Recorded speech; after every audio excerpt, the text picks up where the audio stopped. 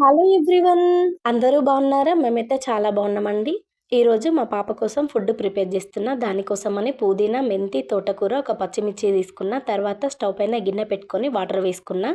ఇందాక చూపించిన ఆకుకూరలన్నింటినీ నీట్గా కడిగి కట్ చేసుకున్న. ఫస్ట్ తోటకూర యాడ్ చేసుకున్న. తర్వాత మెంతి, పుదీనా కూడా యాడ్ చేసుకున్న. ఇందాక చూపించిన పచ్చిమిర్చిని సగం వంతుకు కట్ చేసి యాడ్ చేసుకున్న. తర్వాత సాల్ట్ కూడా యాడ్ చేసిన.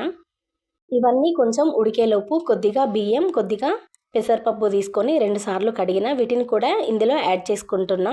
ఈ ఆకుకూరలనే కాదు, ఇంట్లో ఏ ఆకుకూరలు ఉంటే ఆ ఆకుకూరల్లోకి కందిపప్పు కానీ పెసరపప్పు కానీ యాడ్ చేసి ఉడికించి పిల్లలకు పెడితే చాలా మంచిది. నాకు తెలిసి ఆకుకూరల్లో ఉన్నంత విటమిన్స్ ఇంకా ఎందులో ఉండవు. ఇంత ప్రిపేర్ చేసిన తర్వాత పిల్లలిద్దరు తింటే బాగుంటుందేమో అనుకుంటా కానీ నా కొడుకేమో అస్సలు తినడు.